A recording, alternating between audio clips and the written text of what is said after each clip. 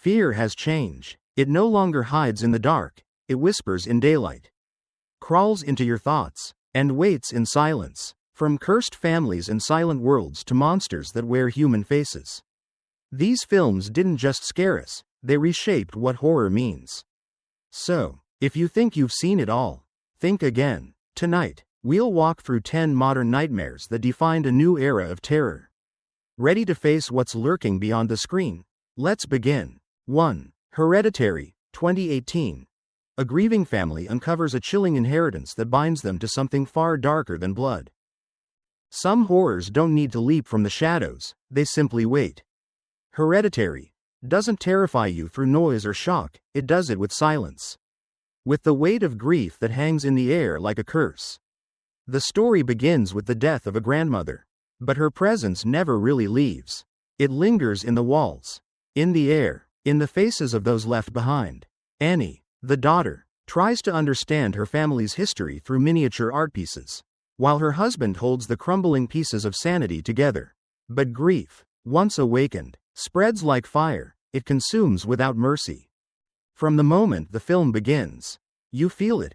That tension coiled beneath every quiet dinner, every whispered word. There's a sense that something unseen is pulling the strings, guiding each tragedy like a cruel puppeteer.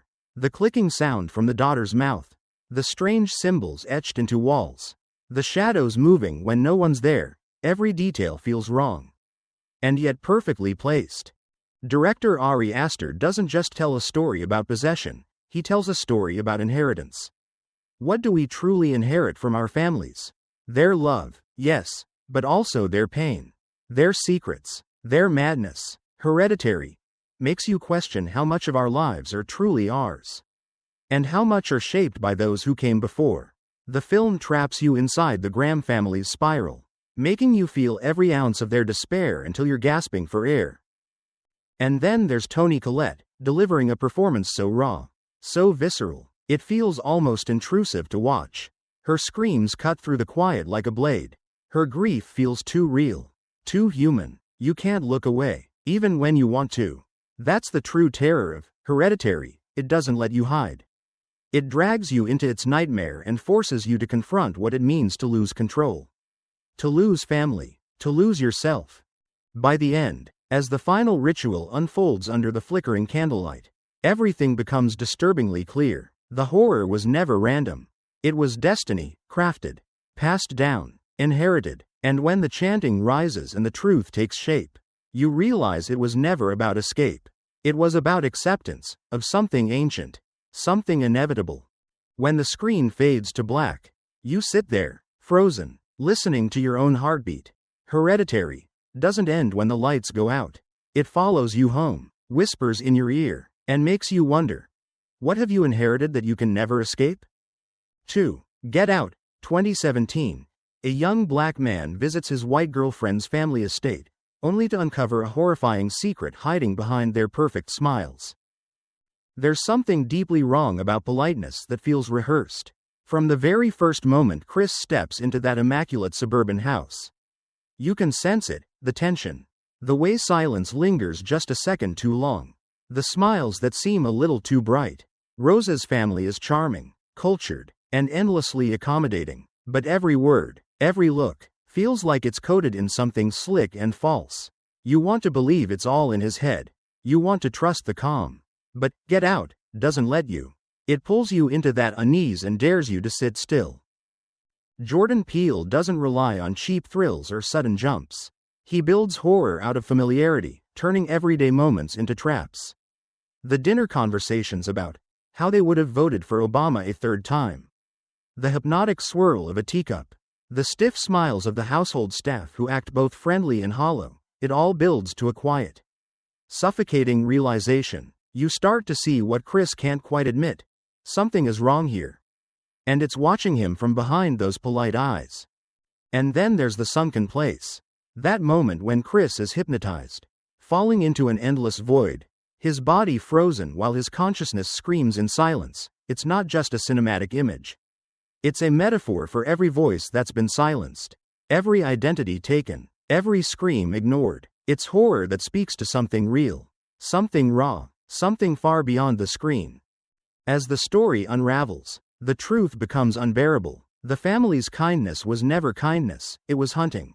The body-snatching scheme they run isn't science fiction, it's a monstrous reflection of cultural appropriation, control, and exploitation. The horror doesn't come from monsters, it comes from the comfortable faces of privilege, smiling as they take what isn't theirs.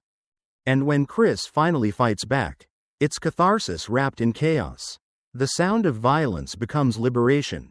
Every strike a reclaiming of his own body and soul. The house burns. The mask of civility melts. And for the first time, he breathes. You breathe with him. You realize that the real horror wasn't what they did. It was how easy it was to hide it behind charm, money, and manners. Get out is a scream disguised as a whisper. A mirror held up to modern society that asks, who's really in control? It leaves you staring at your own reflection, wondering what horrors you've been smiling politely through. And when it ends, you can't shake the thought, maybe the scariest monsters aren't in the dark. Maybe they're the ones who say, welcome, make yourself at home. 3. The Conjuring, 2013. When a family moves into their dream home, they awaken something ancient, and the nightmare refuses to leave. It always starts so simply, doesn't it? A quiet countryside house, a hopeful family, boxes still half unpacked. The Perrons just wanted a new beginning, a place to laugh and breathe again. But the house had other plans. Even before the first night ends, the air feels heavy, charged, like it's holding its breath. The kind of silence that doesn't feel empty, but crowded. The Conjuring doesn't rush into its terror.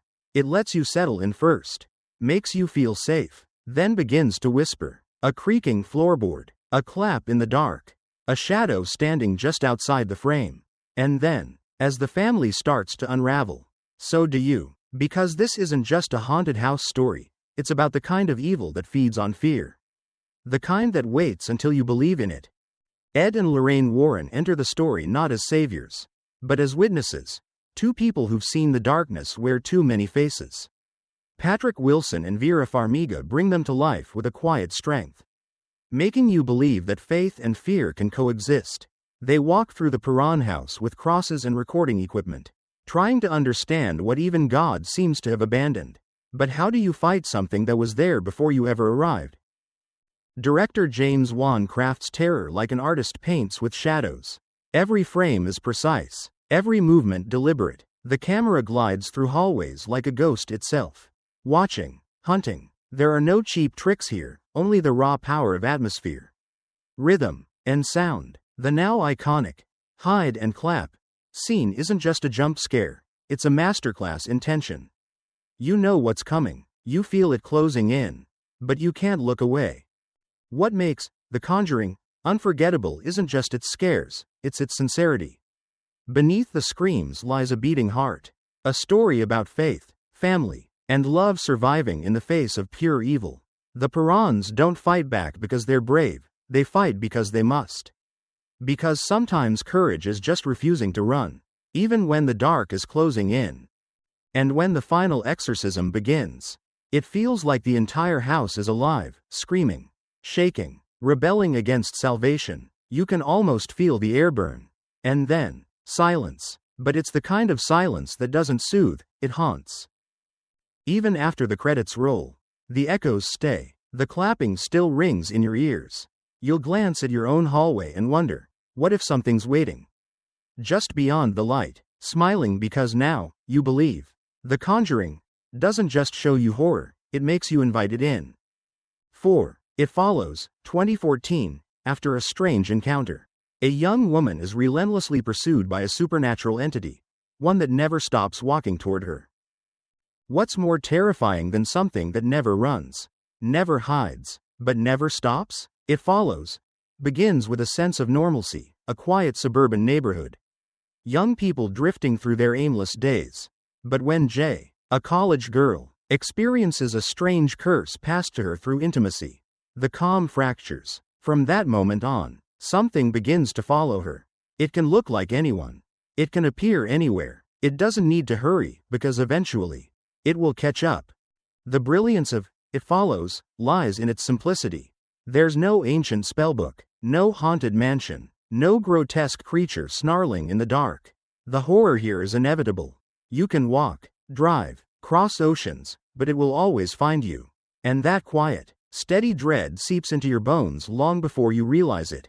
Director David Robert Mitchell builds fear like a slow heartbeat, stretching every frame until your nerves start to fray. Jay's world feels both familiar and alien. The pastel skies, the empty swimming pools, the decaying Detroit suburbs, all timeless, all slightly wrong. It's a dream that's too clear to be real. The camera drifts in circles. The music hums like a dying signal. And you feel trapped inside that nightmare with her. You start scanning every background figure, wondering, is that it? Is that the thing, just walking closer? There's something deeply psychological in this curse. It's not just about fear, it's about guilt, intimacy, and the shadows that follow us after every choice we make. The monster becomes a mirror, taking the form of strangers, lovers, even loved ones. You realize that the film isn't only about being chased, it's about the weight of what we carry when we try to outrun the past. And yet, for all its doom, It Follows is hypnotic. The synth-driven score pulses like a heartbeat, and every scene feels soaked in tension. You're always one step ahead, glancing over your shoulder, waiting for the next shape to emerge from the crowd. The film doesn't scream for attention, it stalks you, quietly, patiently. By the time the ending arrives, you're left unsure whether Jay has escaped or simply delayed the inevitable. And maybe that's the point. Because evil, in It Follows, isn't explosive, it's enduring. It's the whisper that keeps you awake, the chill in your spine when someone walks behind you at night. You might turn off the lights thinking it's over, but just wait. Tomorrow, when you're walking alone, and you notice someone a little too far behind, moving a little too steadily, you'll remember this film. And you'll start to walk a little faster. 5. The Babadook, 2014. A grieving mother and her troubled son are haunted by a sinister figure from a mysterious children's book, and by the darkness within themselves. Grief is the kind of monster that doesn't need claws. It doesn't scream. It just waits, quietly feeding on silence, on exhaustion, on love turned sour. The Babadook understands that better than any horror film of its time.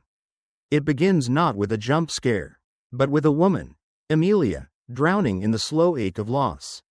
Her husband is gone, her son Samuel is difficult, and her house feels like a tomb dressed as a home. Then, one night, they find a strange book, Mr. Babadook. Its pages rhyme with dread, its drawings twist with cruelty, and once you've read it, he won't leave. At first, it seems absurd, a storybook demon haunting the shadows. But that's the brilliance of it. The terror doesn't come from the monster itself, it comes from watching Amelia break apart. Piece by piece, you can feel her sleeplessness, her resentment, the weight of being a mother who can no longer cope. Every whisper in the dark feels like a thought she's been too afraid to say out loud. And that's when the line between reality and madness begins to blur. Director Jennifer Kent doesn't just give us horror, she gives us empathy wrapped in dread. The house itself becomes a reflection of Amelia's mind, dim, cluttered, and collapsing under pressure. The lighting flickers like a dying heartbeat. The shadows stretch longer than they should. And somewhere between the ticking clock and Samuel's cries, you realize you're no longer sure what's real. The Babadook isn't just coming for them, it's coming from them. The creature's presence is unforgettable. That scratching sound in the walls, the whisper of Ba-Ba-Dook, echoing like a lullaby from hell. It's less a monster and more a manifestation of trauma. The more Amelia denies it, the stronger it becomes, and when it finally takes shape, pale face, long fingers, top hat slicing through the dark, it's not just frightening, it's inevitable. But the Babadook doesn't end in despair. Its final act transforms terror into something almost beautiful, a confrontation. Not an exorcism. Amelia doesn't destroy the monster, she accepts it. She locks it in the basement, feeds it, keeps it where it belongs. Because that's what grief is. You don't banish it, you learn to live with it. When the credits roll, you're left uneasy, but also strangely moved. The Babadook isn't gone, and neither is the pain. But now, there's control, there's understanding. It's the kind of horror that doesn't just haunt your dreams, it makes you look inward. to the monsters we all keep buried. And somewhere, deep down, you start to wonder, what would your Babadook look like? 6. A Quiet Place, 2018. In a world overrun by creatures that hunt through sound, one family must live in complete silence or die. What would you say if a single whisper could kill you? A Quiet Place traps you in a world where silence isn't just golden, it's survival. From the opening scene, the film grips your breath and refuses to let go. The Abbotts, Lee, Evelyn, and their children, move through a desolate landscape barefoot. Their lives dictated by quiet. There's no talking, no laughter, no music, only the trembling hum of existence. Always on the edge of terror. Every step, every breath, could summon death. John Krasinski's direction turns silence into sound. The absence of dialogue becomes deafening. And you start to hear everything: the crunch of sand, the rustle of leaves, the thud of a heartbeat. You realize that noise, the very thing we take for granted, has become the enemy. And that's where the film's genius lies. It doesn't just make you watch fear. It makes you feel it. Physically, you hold your breath with them, praying nothing makes a sound. The monsters themselves are almost secondary to the story. They are blind, predatory, drawn to the faintest noise. But the true power of A Quiet Place comes from what it says about family, loss, and love in the face of constant danger. Lee's desperation to protect his children. Evelyn's quiet courage as she prepares to give birth in a world where a baby's cry could bring death. It's the kind of horror that makes your heart ache as much as it races. There's a moment, one of the most unbearable in modern horror, when Evelyn goes into labor alone. Hiding in a bathtub as a creature stalks through the house. She can't scream, she can't move. The tension is so sharp it hurts to watch. That's not just fear, it's empathy. Because A Quiet Place isn't about monsters outside the walls, it's about the fear of failing those you love. Every frame feels deliberate, every silence sacred. The use of sound design is nothing short of masterful. Moments of stillness feel alive, while a dropped lantern or creaking floorboard lands like a gunshot. Even the film's rare bursts of sound hit you like violence, shocking in their suddenness. By the time the story reaches its heartbreaking climax, the silence has become unbearable. Lee's sacrifice, Evelyn's scream, finally unleashed, aren't just moments of survival, but release. It's a reminder that love, even in its quietest form, can be louder than fear. And when the final shot comes, a mother reloading a shotgun, ready to protect her children, you realize that silence was never weakness. It was strength, controlled, focused, deadly. The monsters may have hunted by sound, but in the end, the quiet became humanity's sharpest weapon. After it ends, you'll find yourself listening to the world differently. The hum of the fridge, the creak of your floorboards, even your own breathing, it all feels louder now. Because A Quiet Place teaches you something terrifyingly simple. Sometimes the scariest sound is your own voice breaking the silence. 7. Paranormal Activity, 2007. A young couple sets up cameras around their home to capture what's haunting them, only to discover that some things should never be seen. It starts with something small, a door that moves on its own, a whisper in the night, a sound too soft to be real. Paranormal Activity doesn't throw monsters in your face. It doesn't need to. It creeps under your skin slowly, almost politely, until you realize it's already inside your house. And by then, it's too late. Katie and Micah are just like any couple. They laugh, tease, and argue in their new suburban home. But when Katie reveals she's been haunted since childhood, Micah decides to take matters into his own hands. He buys a camera. He wants proof, evidence, the truth. What he captures instead is a slow descent into madness. The more he records, the more the entity reacts, as if the act of watching gives it power. The genius of Paranormal Activity lies in its simplicity. No elaborate effects, no orchestral score, just a single camera watching ordinary people sleep. And yet, that simplicity becomes the source of pure dread. You find yourself staring at an empty doorway, waiting for something, anything, to move. When it finally does, your heart stops. Because the fear isn't just in what you see, it's in what you don't. Every night in the film feels like a gamble. The timestamps tick by in eerie silence. And the tension builds so slowly you almost forget to breathe.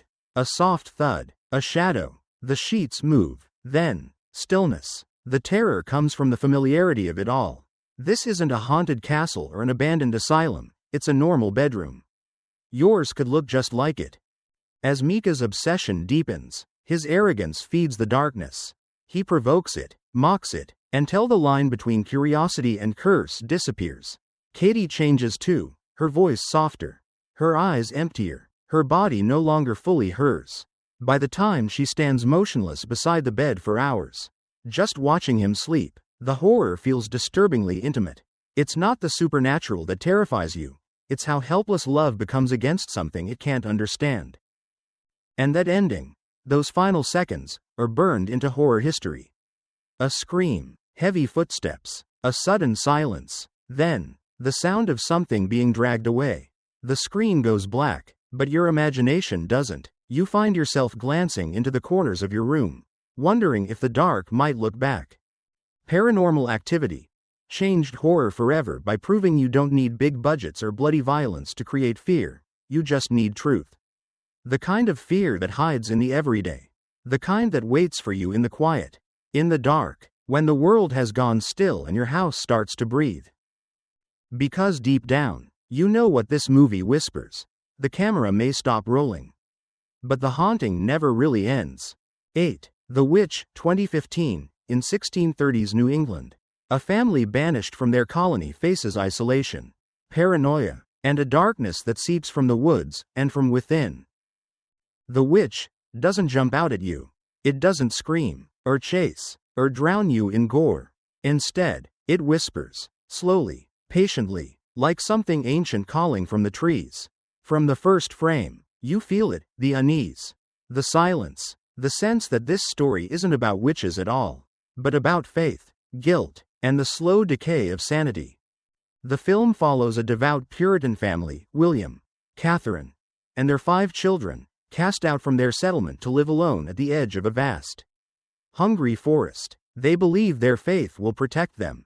But faith, in this world, is brittle, and when their newborn son vanishes without a sound, that belief begins to crack like old wood. What's terrifying here isn't the supernatural, it's the quiet unraveling of a family's mind. The forest becomes a mirror for their fears, reflecting back their sins, their shame, their desperation for control. Thomason, the eldest daughter, becomes the scapegoat. Her mother suspects her, her father doubts her, the twins mock her, and when the family goat, Black Phillip, starts whispering promises in the dark, you can feel the line between madness and truth blur beyond repair. Robert Eggers' direction feels almost ritualistic. Every frame looks like a painting, every sound deliberate. You hear the creak of wood, the moan of wind, the murmur of prayer. There's no soundtrack guiding your emotions, just the sound of dread growing in your chest. The Old English dialogue, the stark lighting, the cold landscape, it all builds a sense of authenticity so powerful you forget you're watching fiction. But what makes The Witch truly haunting is its ambiguity. Is there really a witch in the woods? Or is the evil entirely human? When Catherine begins to see her dead children, when William confesses his pride through sobs, when Thomason stands alone, blood on her hands and tears on her face, you realize that the horror doesn't come from outside. It comes from belief itself. Then comes the ending, that final moment that feels less like a climax and more like surrender.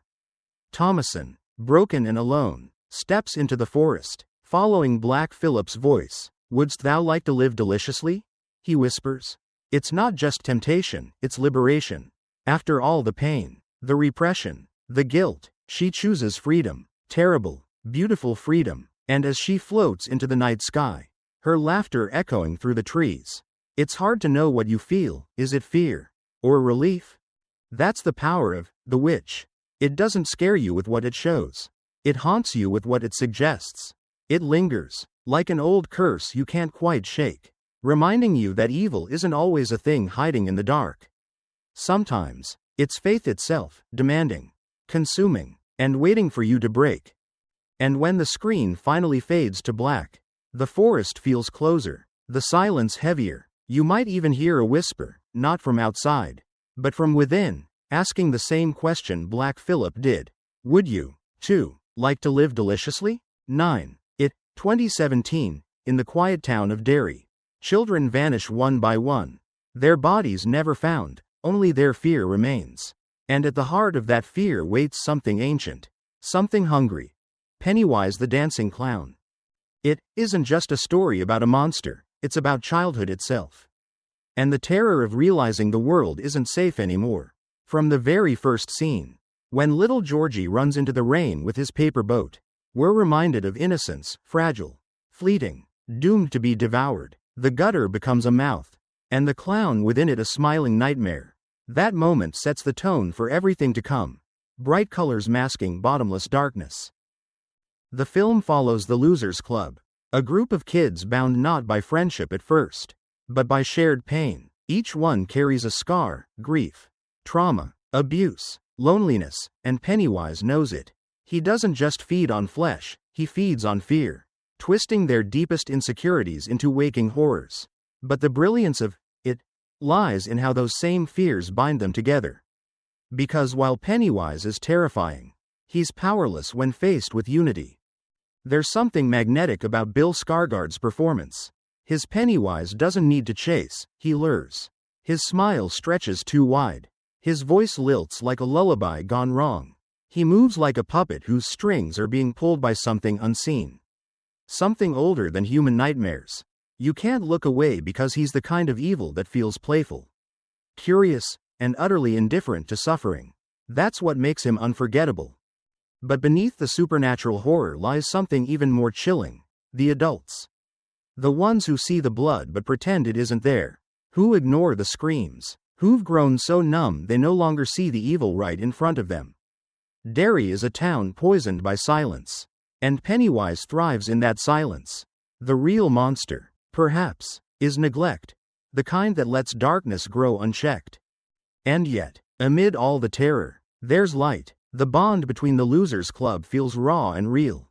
They fight, they laugh, they bleed, but they never stop believing in each other. When they descend into the sewers for the final confrontation, it's not just about killing a clown. It's about reclaiming power, facing trauma, and refusing to let fear define them. The ending isn't triumph. Exactly, it's survival. Pennywise is gone. For now, but the scars remain. The kids know it, and so do we. Because it isn't about the monster you defeat, it's about the fear you carry forward. The one that grows with you, waiting to resurface when you least expect it. And as the credits roll, that unsettling truth lingers. Maybe we all have our own version of Derry. Our own Pennywise hiding in the cracks of memory. The real question is, if you heard that soft, cheerful voice whispering from the dark, "Hiya, Georgie, would you run, or would you look?" 10. The Others, 2001, in a lonely mansion shrouded by fog. A mother and her children live in constant darkness, terrified not of what's outside, but of what might be inside. There's something about silence that makes your skin crawl. In The Others, that silence becomes its own character, heavy, suffocating, alive. Grace, played with haunting fragility by Nicole Kidman, lives with her 2 children in a vast, shadow-drenched house after World War II. The children suffer from a rare condition: they cannot be exposed to sunlight. Curtains must always be drawn. Doors must never be opened without closing another first. It's a world ruled by rules. And yet, something in that house doesn't obey them.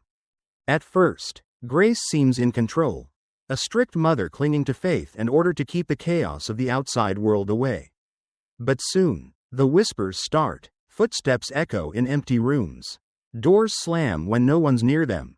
Her daughter, Anne, speaks of others, figures who walk the halls unseen, who whisper her name, who claim the house as theirs. And as Grace's grip on reason begins to slip, you start to wonder, are the ghosts tormenting her? Or is she the ghost haunting them? What makes The Others extraordinary isn't just its mystery, it's the way it builds fear through restraint.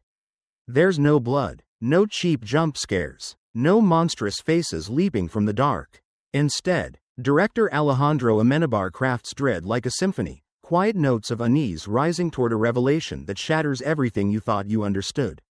Every frame feels colder, every breath shorter. You're not just watching Grace lose her sanity, you're sinking into it with her. Kidman's performance is a masterclass in controlled terror. Her eyes dart, her voice trembles between conviction and denial. You can feel her unraveling, her faith, her identity, her very understanding of reality. And when the truth comes, it doesn't scream, it whispers. Softly, cruelly, like the house itself has been waiting to confess. Because The Others isn't a ghost story in the traditional sense. It's a story about grief, denial, and the human soul's desperate refusal to let go. That final twist, when Grace finally learns who the others truly are, is one of the most chilling revelations in modern horror. It forces you to question every scene before it, every flicker of light, every whispered word. Suddenly, the haunting makes perfect sense, and yet it feels even more tragic. Because the true horror isn't death, it's the eternity that follows. Trapped in memory, unable to move on. When the fog swallows the house once more and the whispers fade, you realize the fear has shifted. It's no longer about ghosts in the dark. It's about being forgotten, about existing forever in a world that's already moved on. And that, perhaps, is the most terrifying fate of all. So when you next find yourself in a quiet house, with curtains drawn and the air too still, ask yourself, are you really alone?